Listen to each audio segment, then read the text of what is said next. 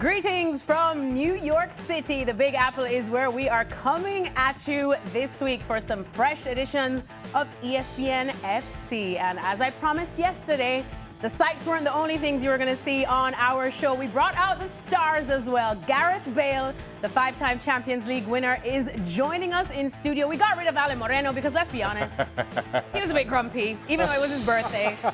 So welcome into our studios where we are far from grumpy today. Alexis Nunes alongside Stewart Robson, Shaka, Hislop, and our guest of honor, Gareth Bale. Gareth, welcome. Thank you for having me. Are you excited? I am.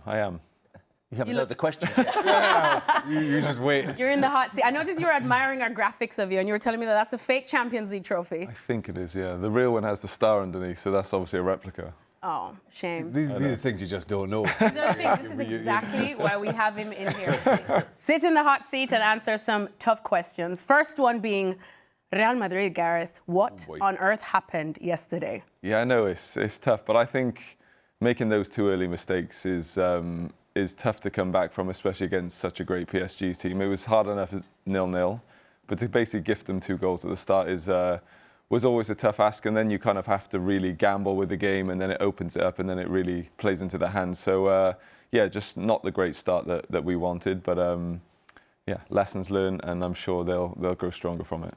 And it was interesting because I think Xavi had said afterwards that if the second or the third goal didn't go in, he felt they could have come back, but let's be honest, it was looking cooked from the start.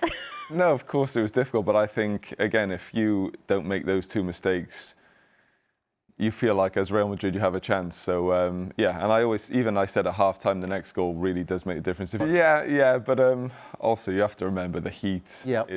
Again, you can say the same for both teams, but I think PSG have got that momentum, they've got that belief, they've got the know-how. I think Xavi's only been in the job 3 weeks. From what he wants them to do is going to take a little bit of time to implement, but I'm sure they would have learned from yesterday, and they'll take that into next season. And one of the big challenges, Kylian Mbappe coming from PSG to Real Madrid, who at the time were European champions.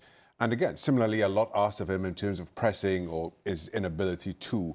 I mean, what do you make of his tenure thus far? How does it change? When does it change? Kind of given a lot of the pressure that he's been under, given who he is as a player?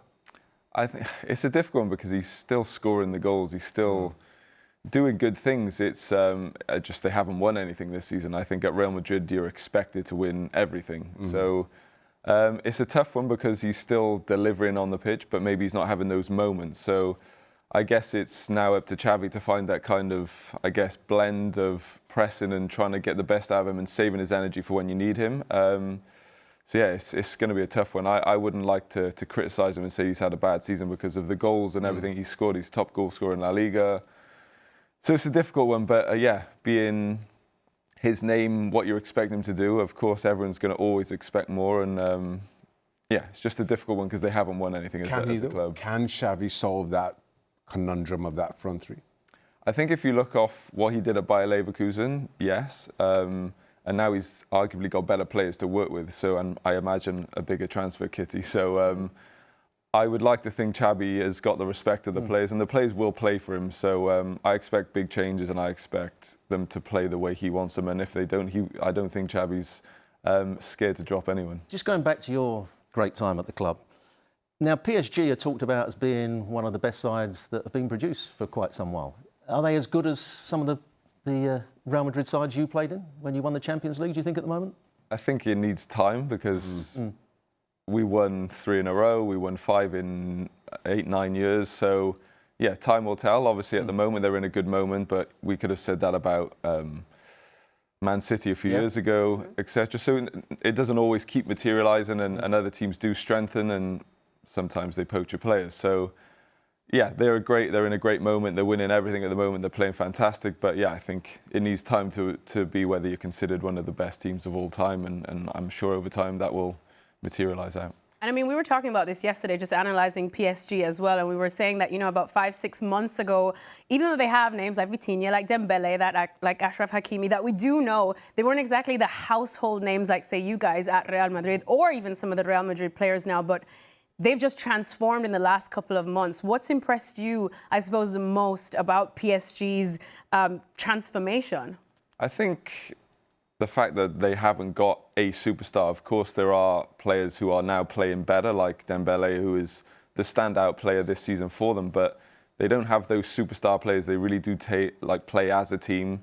Whether Dembele's out or not, someone else will come in and do just the same job. So I feel like they're not reliant on anybody in particular, and I think they do have a great squad, and they seem to all be going in one direction and doing that same thing. They're all on the same path. The manager's got them all working the same way, high press, all working extremely hard, and you can see, and I know everyone says that we made mistakes, but they also made Real Madrid make mistakes yesterday, which led to the goals. As much praise as we're now heaping on PSG, it was a very different story 6 or 7 months ago. And then all of a sudden, in big January signing, Kvaratskhelia on that left-hand side, a position you know well. Tell me about his role in this PSG transformation and how he's made them into the team, or how he's contributed to them being the team that we are appreciating today as opposed to 7 months ago. I think so. It was in a little bit of a way similar to me going to Madrid. It was kind of like the final piece of the jigsaw, maybe putting in. I think when you have great players, okay, it's just trying to get everyone in the correct positions, whereas he maybe was the final piece of the jigsaw in terms of the attacking threat. He gives them that balance where they have Desiree and Doué on the one side, they have him on the other, and then they're able to have that balance and go at other teams now. So. But again, I think Luis Enrique now has had time to build that squad. It's been, 2 years now since he took the job. And I think as a Real Madrid fan, we're hoping now will be the same with Xabi. Given time, it will take time. And I think hopefully next season you see improvements and we'll hopefully win titles. What about the two new signings for Real Madrid? You know, Alexander-Arnold coming in at right back, maybe right wing back, Howson the centre half. Will that improve things, do you think, at the club? Certainly improve the squad. Improves the squad, yeah. And obviously I played with Carvajal for many years, and I haven't played with many better right backs. So aggressive, the consistency over the years. So he's going to have a fight in his hands to get in the team. And I know he's obviously just come back from injury as well, Carvajal. So that will be an interesting battle. I think Howson definitely improves the centre-back position. They've got a few. I think Militao's had a couple of bad injuries now. So you never know how he's going to come back. Rudiger's obviously aging a bit. Alaba's had some injuries. So he'll definitely be warmly welcomed into the team, a bit of youth. Obviously, he needs more experience at that high level, but he seems to be a very good player with a lot of potential. So, yeah, I think two good signings, but I think they need a few more. And I don't want to throw more salt in your wounds, but it's been a while since we've spoken about maybe the Ballon d'Or, just throwing it forward, and there's not been an out-and-out Real Madrid player in the mix. Now, you know, it's either Dembele, it's either Lamine Yamal, maybe, I think Shaka, it was you saying, or Ale was saying, Achraf Hakimi would be in your top 3 at least. And we're looking at these PSG players. You feel like Dembele now feels like a front runner, or if PSG win this whole thing? Yeah, I think so. I think you also have to look what the teams have won. I think everyone obviously talks about individuals, but I think if you're winning those trophies as well, you're winning the Champions League. They've won their domestic treble. If they win again the Club World Cup, it's hard to see anyone else from the season he's had, and he's transforming them into trophies as well as the season he's had. It does make him the front runner by some way, in my opinion.